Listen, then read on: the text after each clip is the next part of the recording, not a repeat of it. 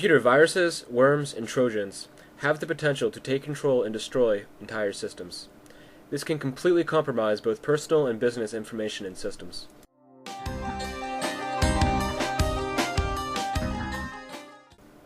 A virus operates without the consent of the affected client. The machine infected will spread the virus either to other files or even other computers or systems. A virus is capable of performing a variety of malicious acts, but what defines a virus is when the host file is executed and the virus then has the ability to spread.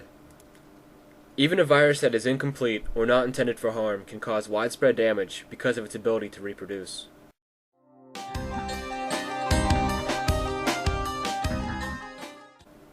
A worm is similar to a virus in nature because it is self-replicating. However, it does not need to attach itself to another program. Worms can consume bandwidth and can replicate without any user intervention or through executable files.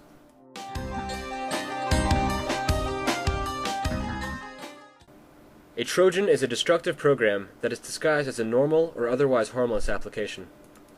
Trojans do not replicate like viruses and worms, but they are just as potentially harmful. Ironically, one of the most dangerous types of Trojans comes disguised as programs that claim to scan your computer and remove hidden Trojans. The creation of the computer virus can be traced back to the 1940s when John von Neumann wrote a paper known as Theory and Organization of Complicated Automata. Neumann had mentioned the possibility of a self-replicating computer program. However, the term virus wasn't coined until 1983 when Frederick Cohen wrote his doctoral thesis and compared computer programs to biological viruses. Although viruses have passed between platforms such as Apple II's, Brain is most well known as the first PC virus. Two Pakistani computer store owners wrote the code to ascertain the extent of computer and software piracy in Pakistan. However, the virus quickly spread outside the country into the global community. Similar to future written malicious code, Brain was not intended to cause the damage it did. The world's first computer worm traces back to 1988, where 23-year-old Robert Morse at Cornell University created the first successful piece of malware. Ironically, Morse is the son of a National Security Agency computer security expert. Having written only 99 lines of code, Morse released his worm onto the internet. Morse maintains he released the code as an experiment without the intent of causing damage. However, the code had spread much faster than anticipated, causing entire systems across the country to shut down. Morse had admitted to having the intent to gain access to others' computers, but had claimed his actions were not out of malicious intent. A federal judge sentenced Morse to 400 hours of community service and a $10,000 fine. Specifically, Robert Morse was found guilty of unauthorized access to a federal interest computer under the Computer Fraud and Abuse Act of 1986. Back Orifice is one of the most famous Trojan horse programs available on the internet.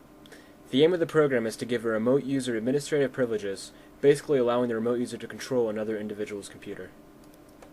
The program can be disguised as a basic component of nearly any program and/or attached to any file.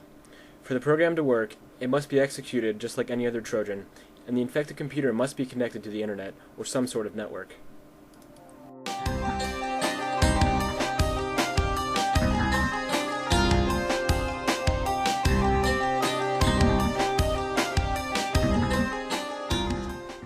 It is important to have a commercially licensed antivirus program and to check for software updates regularly.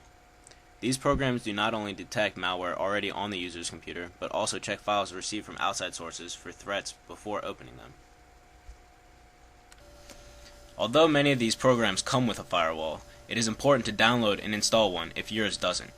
A firewall is a system designed to prevent unauthorized access to or from a private network and is considered a first line of defense in protecting private information.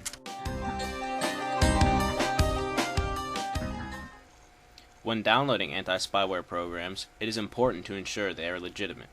Recently, there has been an increase in pop-up and banner ads that falsely report that a user's computer is infected with spyware and then directs them to purchase or download programs that do not actually remove spyware, but instead installs more.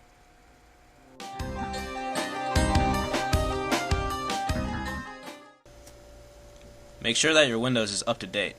Even if you have the best antivirus program installed, malware will find its way through if Windows is unpatched.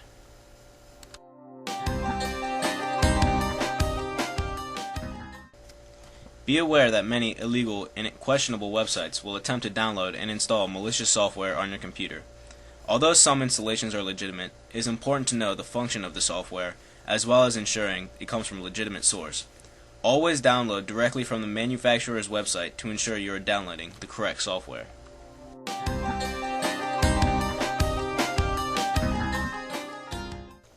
When surfing the internet, don't click links inside pop-ups.